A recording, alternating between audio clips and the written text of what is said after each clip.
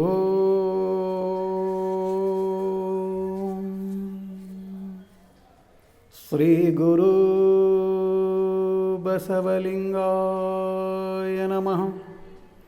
ಈ ದಿನ ಶರಣರಾದಂಥ ಮನಸಂದ ಮಾರಿ ತಂದೆಗಳ ಒಂದು ವಚನವನ್ನು ನಾವು ನೋಡೋಣ. ವೇದವ ಕಲಿತಲ್ಲಿ ಪಾಠಕನಲ್ಲದೆ ಜ್ಞಾನಿಯಲ್ಲ ನಿಲ್ಲು.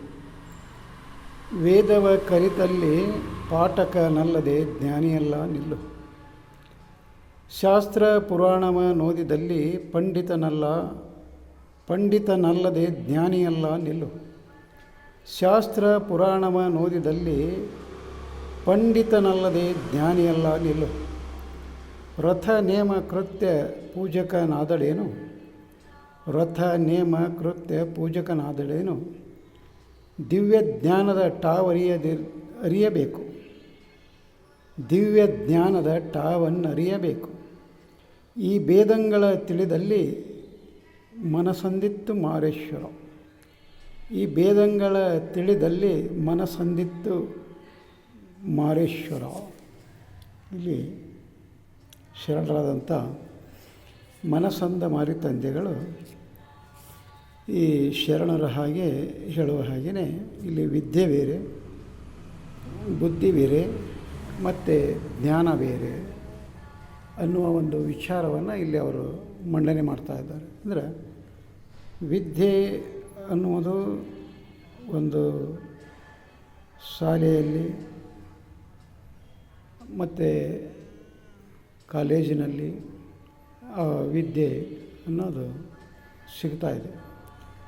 ಹಾಗೆ ಮುಂದೆ ಬುದ್ಧಿ ಬರೋದು ಒಂದು ವ್ಯವಹಾರಕ್ಕೆ ಬಂದಾಗ, ಯಾವುದೇ ಒಂದು ವ್ಯವಹಾರವನ್ನು ಮಾಡುವಾಗ, ವ್ಯವಹರಿಸುವಾಗ ಬರೋದು ಬುದ್ಧಿ.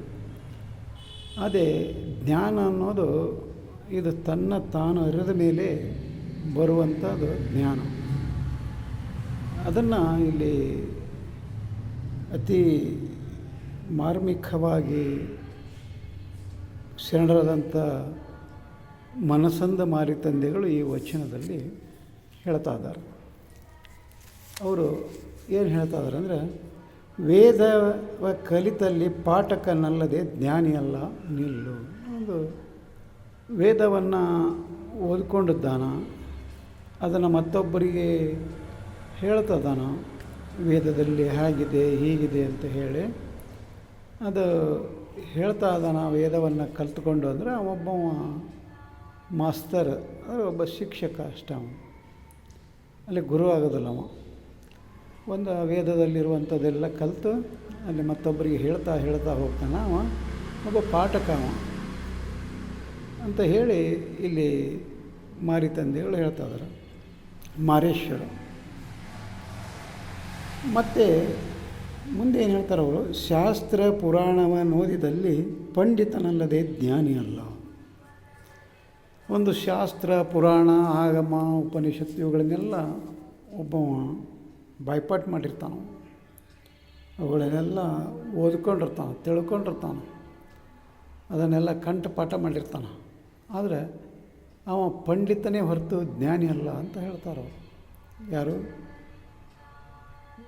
ಮನಸಂದ ಮಾರಿ ತಂದೆಗಳು. ಹಾಗೆ ಮುಂದೆ ಏನು ಹೇಳ್ತಾರೆ ಅವರು, ರಥ ನೇಮ ಕೃತ್ಯ ಪೂಜಕನಾದಡೇನು. ಒಂದು ವೃತವನ್ನು ಹಿಡಿದು ಒಂದು ಆಚರಣೆಯನ್ನು ಒಂದು ನೇಮದ ಪ್ರಕಾರ ದಿನನಿತ್ಯ ನಾನು ಈ ನೇಮವನ್ನು ನಾನು ಪಾಲಿಸ್ತೇನೆ. ಯಾಂತ್ರಿಕವಾದ ಒಂದು ನೇಮ ಆಗ್ತದೆ.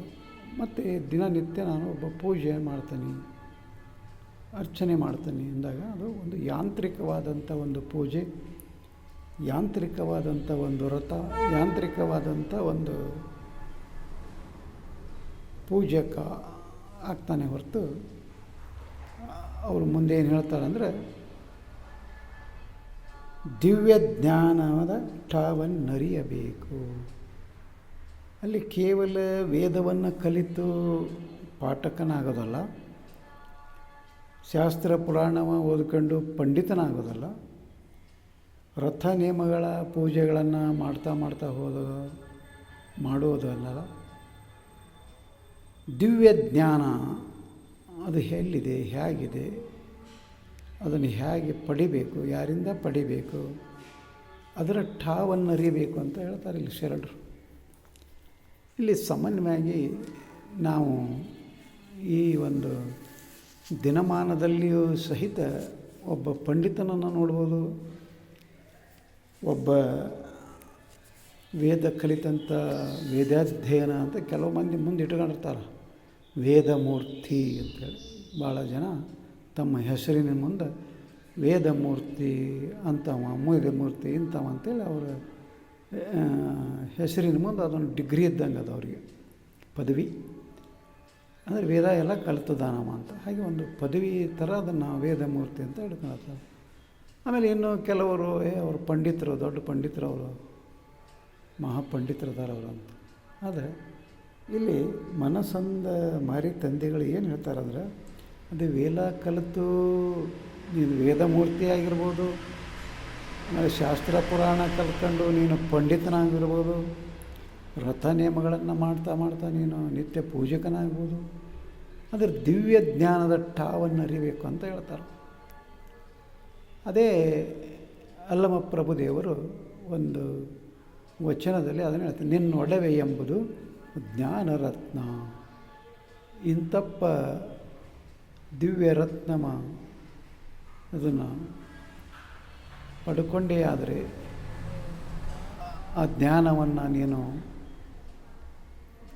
ಅನುಭವಿಸಿದೆ ಆದರೆ, ಅದನ್ನು ನೀನು ಸಾಧಿಸಿದೆ ಆದರೆ, ನಿನ್ನಂಥ ಶ್ರೀಮಂತರು ಈ ಭೂಮಿ ಮೇಲೆ ಯಾರೂ ಇಲ್ಲ ಅನ್ನೋದನ್ನು ಅಲ್ಲಮ ಪ್ರಭುದೇವರು ಹೇಳ್ತಾರೆ. ಅದೇ ರೀತಿ ಇಲ್ಲಿ ಜ್ಞಾನದ ಒಂದು ಠಾವನ್ನು ಅರಿಬೇಕು ಅಂತ ಹೇಳಿ ಏನು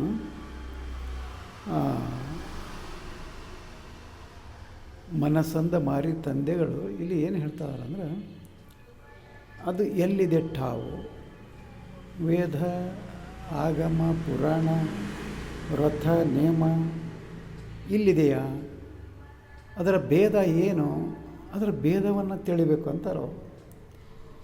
ಈ ಎರಡರ ಭೇದಗಳನ್ನು, ಇವೇನು ವೇದ ಆಗಮ ಪುರಾಣ ವ್ರತ ನೇಮಗಳು ಏನಿದಾವಲ್ಲ, ಇದು ಮತ್ತು ಜ್ಞಾನ ಇವೆರಡರ ಒಂದು ಭೇದವನ್ನು ಅರಿಬೇಕು ಅಂತಾರೆ. ಆದರೆ ಅರ್ಥಾಗ ಏನಾಗ್ತತಿ ಅಂದರೆ, ಮನಸ್ಸಂದ ಮಾರಿತಾನೆ ಅಂದರೆ ಅಲ್ಲಿಗೆ ಆ ಮನಸ್ಸು ಅಲ್ಲಿಗೆ ಕೂಡ್ಕೊಳ್ಳತತಿ, ಅದರ ಮಿಲನ ಆಗ್ತತಿ ಅನ್ನೋದನ್ನು ಹೇಳ್ತಾರೆ.